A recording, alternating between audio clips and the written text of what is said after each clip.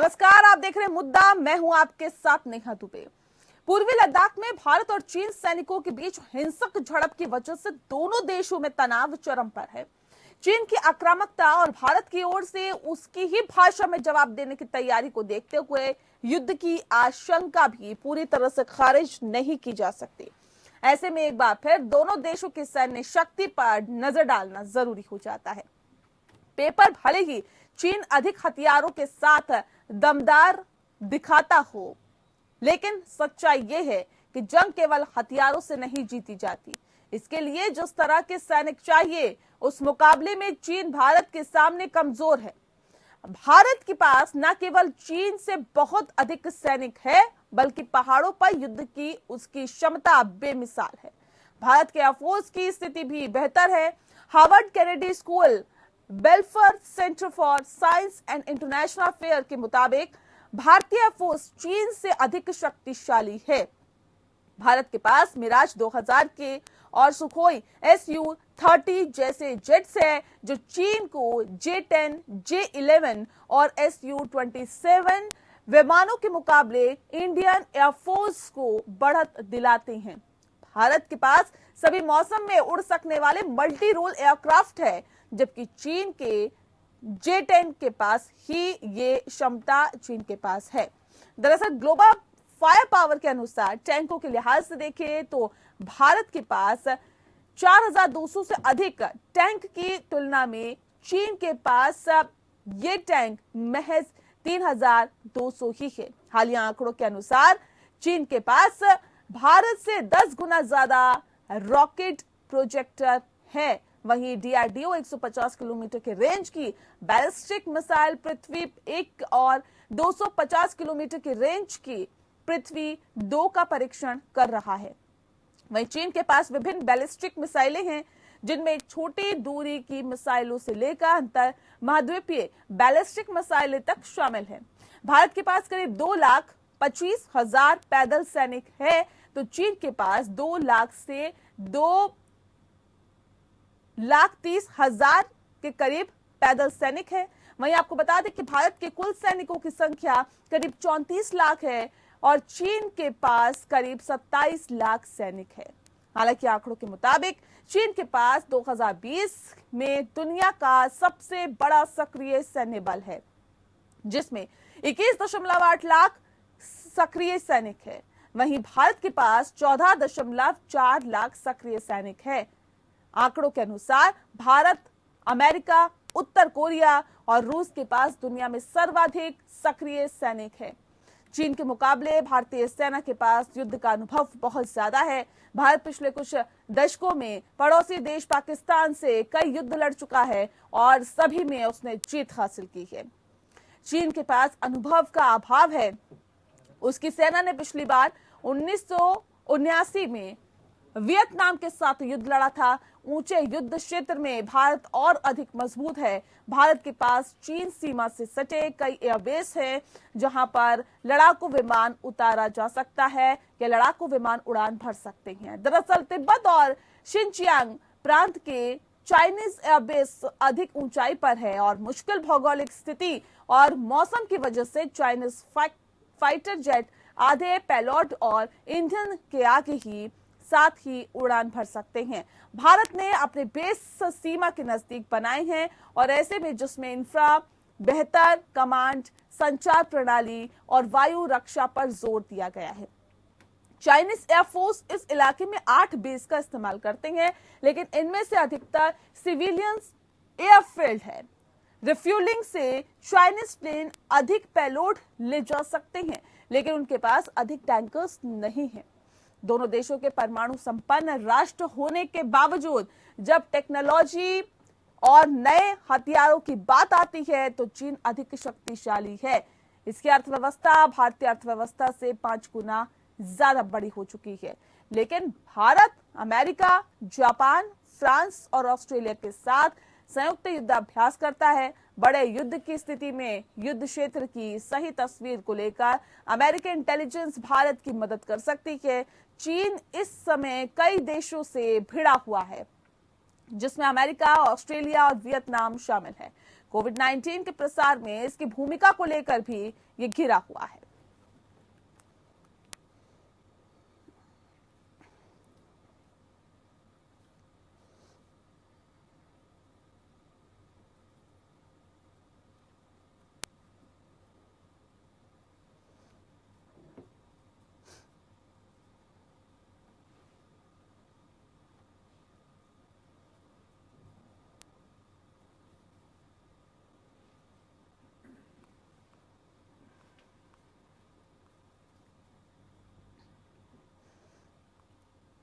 तो दोनों देश परमाणु संपन्न है और ऐसे में किसके पास कितनी शक्ति है, कौन किस पर ज्यादा भारी है, आज इसपे हम कहीं ना कहीं विश्लेषण करने की कोशिश करेंगे। खास मेहमान हमारे साथ मौजूद हैं, उनसे आपका परिचय करा देते हैं। इस वक्त हमारे साथ मेजर जनरल एसबी अस्थाना जी है। अस्थाना जी, बहुत स्वागत है आपका, आप डिफेंस एक्सपर्ट हैं। और हमारे साथ आपको बता दें कि मंजू सेठ जी इस वक्त जुड़े हैं, जो कि एक्स डिप्लोमेट है। आपका भी बहुत स्वागत है मंजू जी। सबसे पहला सवाल मेरा अस्थाना जी आपसे है, जो हालात फिलहाल हम एलएसी पर देख रहे हैं, ये हालात हम पिछले तकरीबन 1 से 1.5 साल से लगातार देख रहे हैं। इससे पहले भारत और चीनी सैनिकों के बीच जो हिंसक झड़प हुई वो भी हमने देखा, किस तरह से शहीद हो गए थे सैनिक वो भी हमने देखा, चीन उसको छुपाता रहा वो भी हमने देखा। लेकिन सीमा पर तनाव लगातार जारी है। चीन की आक्रामकता और भारत की ओर से उसी की भाषा में जवाब देने की जो तैयारी है, उसे आप कैसे देखते हैं सर? देखिए, चीन ने जितने भी कॉन्फिडेंस बिल्डिंग मेजर थे उनको कर जो एक फर्स्ट मूवर एडवांटेज लेने की कोशिश की और कुछ जगह में अतिक्रमण किया जहां उसे नहीं होना चाहिए कॉन्फिडेंस बिल्डिंग मेजर के मुताबिक, उससे उनको फर्स्ट मूवर एडवांटेज तो मिली, लेकिन पूरे वर्ल्ड में जो उनकी ये जिसे कहा जाता है कि लॉ एंड ऑर्डर की जो रेस्पेक्ट है वो नहीं करता चीन, ये बात और आगे बढ़ के सामने आई है और अतिक्रमण बढ़ के सामने आई। भारत ने भी पलट कार्रवाई करी।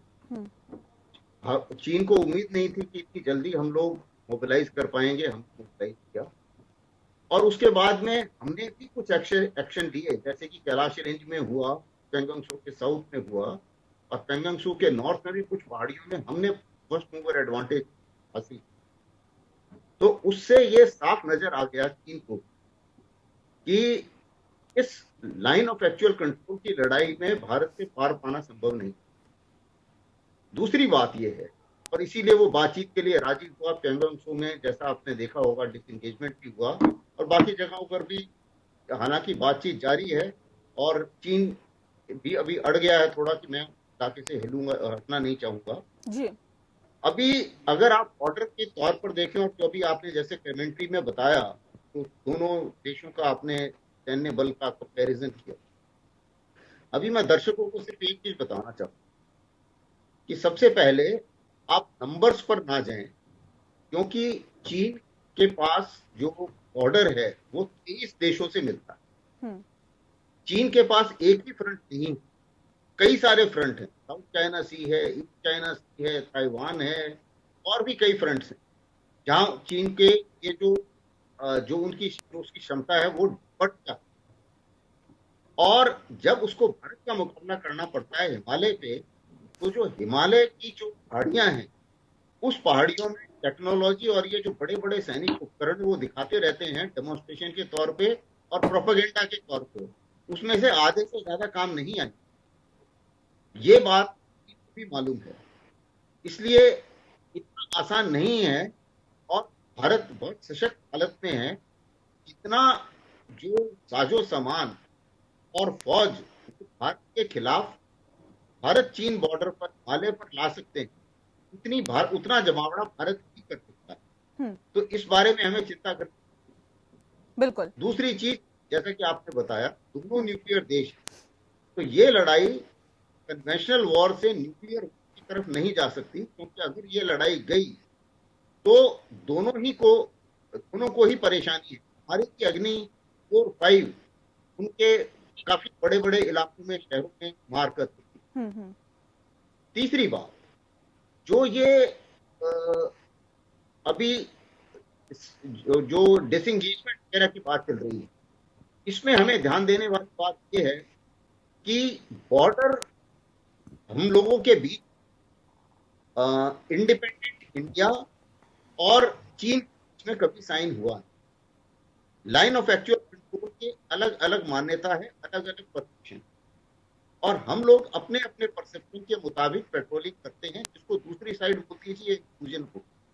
अभी हाल ही में सामने आई थी जहां पे वो हमें बोल रहे थे कि आपने इंक्लूजन किया, हम उन्हें बोल रहे हैं कि उन्होंने इंक्लूजन। तो ये जो है, लेकिन डोमिनेट दोनों करना, बॉर्डर पर कॉम्प्रोमाइज कोई नहीं करना चाहता, क्योंकि नेशनल सेंटीमेंट ज्यादा है कि पॉलिटिकल कॉस्ट बहुत ज्यादा है। इसलिए गिव एंड टेक स्थिति में मुझे इस नहीं लगता कि बॉर्डर का कोई रिजोल्यूशन या भविष्य में आने वाला। ठीक है, मंजू सेठ जी भी हमारे साथ लगातार जुड़ी हुई हैं। सर मैं लौटूंगी आपके पास। अस्थाना जी, आपसे बहुत सारे सवाल है जो मुझे करने हैं।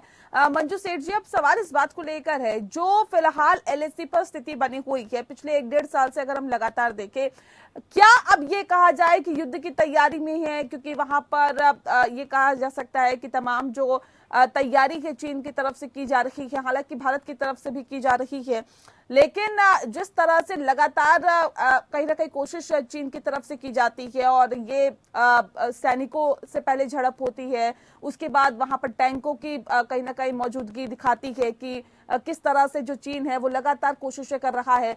अब क्या चीन युद्ध की तैयारी कर रहा है? और जिस बात का जिक्र हम लगातार कर रहे थे कि न्यूक्लियर देश हैं दोनों, तो क्या ऐसे में दोनों देशों के बीच युद्ध की संभावना कितनी ज्यादा प्रबल हो जाती है? नेहा जी, क्योंकि दोनों न्यूक्लियर दोनों को इस वक्त तैयार करना पड़ेगा, और मुझे लगता नहीं कि वॉर हो, और वो लेकिन प्रेशर इंडिया पे बनाए रखते हैं, और हमने भी रिस्पॉन्ड किया है ताकि वो कुछ ज्यादा अपने एडवेंचरिज्म ना करें लद्दाख में, अरुणाचल प्रदेश में भी। और एक आ रहा है, और जो ट्रूप्स हैं उनकी इतनी हमारे रहने की आदत नहीं है इंडिया के कंपैरिजन, लेकिन लद्दाख में तैनात किया गया, और ये फिर चलता रहेगा, ये एक्टिव होगा। मुझे लग रहा है कि शायद चाहे प्रोटोकॉल बहुत तोड़ रहे हैं, तो नहीं कर रहे हैं, प्रोटोकॉल है, और या फिर प्रेशर बनाए रखते हैं, और वो कोशिश करेंगे कि क्या बात बने, बात माने। जी, ठीक है, इस बात का भी हम आगे जिक्र करते रहेंगे, लेकिन अस्थाना जी, एक बहुत महत्वपूर्ण सवाल है, क्योंकि अगर हम ये कहें कि चीन के पास कितनी सैन्य क्षमता है, तो चीन के सैन्य क्षमता के मुकाबले भारत की सैन्य क्षमता ज्यादा है, और ये दिखाती है कि भारत ज्यादा ताकतवर है। लेकिन इसके लिए जिस तरह से सैनिक चाहिए चीन को, या फिर जितनी पावर चाहिए चीन को, क्या उतनी है? और भारत के लिए कितना प्लस पॉइंट है कि उसके पास सैनिकों की जो संख्या है वो तो ज्यादा ही है ही, साथ ही साथ पहाड़ों पर युद्ध की क्षमता भी भारत की बेमिसाल है। तो ये प्लस पॉइंट कितना है भारत का?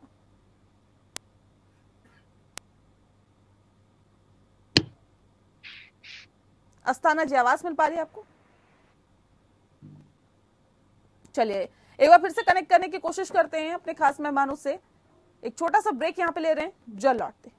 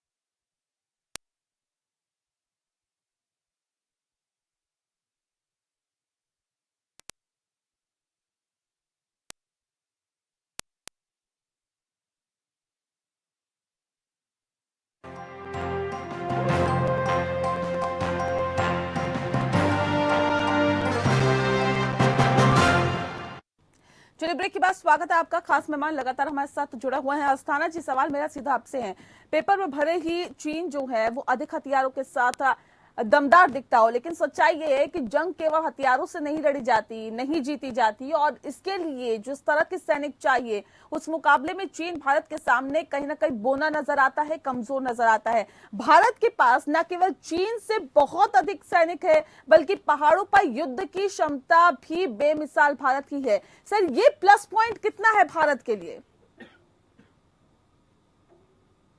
ये काफी बड़ा प्लस पॉइंट है।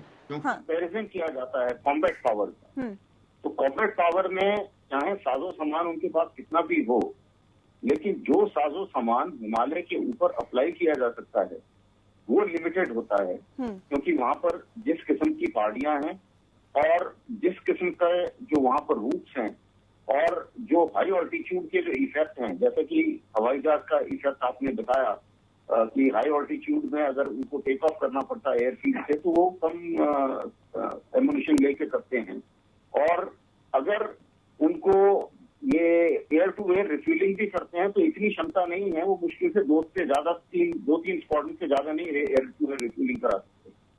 तो इन चीजों को मद्देनजर रखते हुए जंग, जैसा आपने बताया, हौसलों से लड़ी जाती है, एक्सपीरियंस से लड़ी जाती है। 69 के बाद में 69 में भी उन्होंने लड़ाई हारी थी।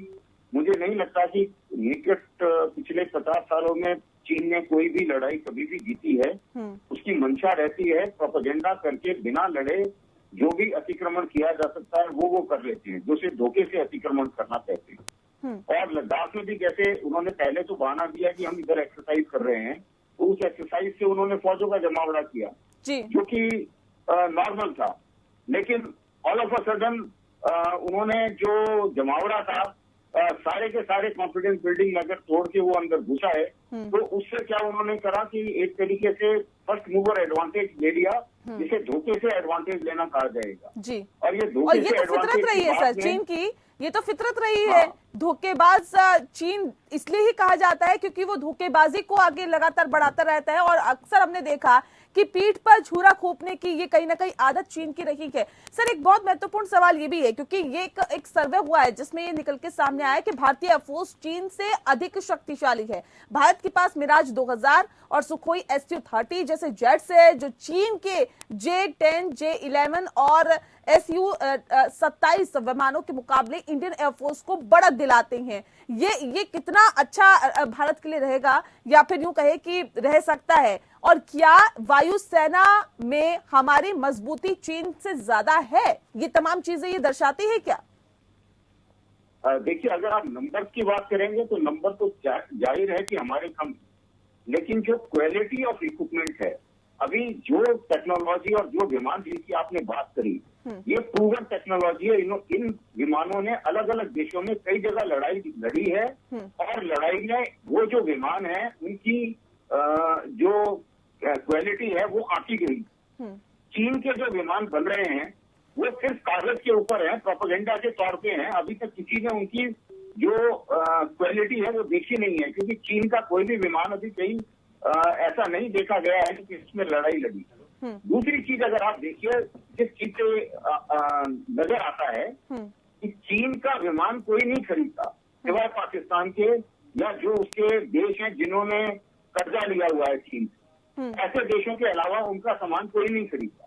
तो जाहिर है कि उनके सामान की क्वालिटी पर एक सवालिया निशान है, और उस सवालिया निशान के तौर पर इन सब चीजों को जब आंका जाता है, ये जो एजेंसी जब सर्वे करती हैं तो ये कई चीजों का सर्वे करती हैं। उसके अंदर जो कितनी प्रूवन टेक्नोलॉजी है, चीन की जो टेक्नोलॉजी है प्रूवन टेक्नोलॉजी नहीं है। तीसरी चीज ये है कि चीन ने हालांकि नंबर खूब सारे बढ़ा दिए, लेकिन उसके अंदर टेक्नोलॉजी क्या है वो उन्होंने चोरी कर करके जो टेक्नोलॉजी है वो नंबर 1 टेक्नोलॉजी कभी नहीं हो सकती। तो ये दूसरी बात है। तीसरी चीज ये है उनका एक्सपीरियंस, जैसा कि अभी हमने बातचीत की थी उसके बारे में। और चौथी चीज ये है कि उसने कहीं पर भी जो इनके सोल्जर्स हैं वो किराए के सोल्जर हैं, वो किराए के लिए आते हैं, कॉन्ट्रैक्ट पीरियड में आते हैं, प्रोफेशनल सोल्जर नहीं हमारी तरह कि जिसने एक बार कसम खा ली तो वो जिंदगी भर के लिए खा ली। वो तो उनका काम है कि भाई वो 3 साल के लिए 4 साल के लिए कॉन्ट्रैक्ट पीरियड में आते हैं, जैसे कि हमारे यहाँ आईटी कंपनी हायर करती है लोगों को 4-4 साल के लिए। तो ये बहुत बड़ा फर्क है। ठीक है सर, बने रहिए हमारे साथ। के लिए मरने का जज्बा जो है ना, जी वो तभी आता है जब आप प्रोफेशनल होइए। ठीक है, मंजू सेठ जी भी लगातार बनी हुई हैं। मनोज जी, सवाल इस बात को लेकर है कि इससे पहले हमने देखा मैम कि जब एलओसी जो है वो एलओसी पर जो संधि हमारे साथ पाकिस्तान की हो रखी, माफ कीजिएगा चीन की हो रखी है, उसका उल्लंघन हुआ था, हथियारों का इस्तेमाल किया गया था। क्या चीन पे भरोसा किया जा सकता है? और दूसरा सवाल मेरा ये है कि क्या अब एलओसी एलएसी में तब्दील होता जा रहा है, और उतनी ही चुनौतियां अब एलओसी पर भी हो गई है क्या हमारे लिए, जो एलएसी पर अभी तक हम फेस करते हुए आ रहे हैं? नेहा जी, आपने बिल्कुल सही कहा। चीन को विश्वास करना मुश्किल है कि आप शुरू से देख उनकी जो रवैया है हमेशा डबल रहा है। खासकर आप देखिए अभी जो डोकलाम में, जो अरुणाचल है, जो लद्दाख है, सब जगह प्रोटोकॉल्स का और अच्छी जो गाइडलाइंस है वो उन्होंने किया है। बिल्कुल परवाह नहीं कि हम और इनकी आदत है फिक्स। और जैसे जनरल साहब ने कहा, ये थोड़ा थोड़ा हुए आपको तंग करते रहेंगे, मूवर एडवांस और आगे जाके अपना ऑक्यूपाई करते लैंड और फिर आप करिए नेगोशिएट। तो वो चाहते हैं कि जितनी नेगोशिएशन दबाव डालें और पोजीशन ऑफ स्ट्रेंथ से बात करें। ये इनका रवैया है और बहुत ही उनको लगता है कि रहा है। बिल्कुल ये रवैया रहा है चीन का, और जाहिर तौर पे चुनौती बढ़ गई है अब हमारे लिए, और उस चुनौती का डटकर मुकाबला करना होगा। बहरहाल बहुत शुक्रिया आप दोनों मेहमानों का हमारे साथ इस खास चर्चा में शामिल होने के लिए।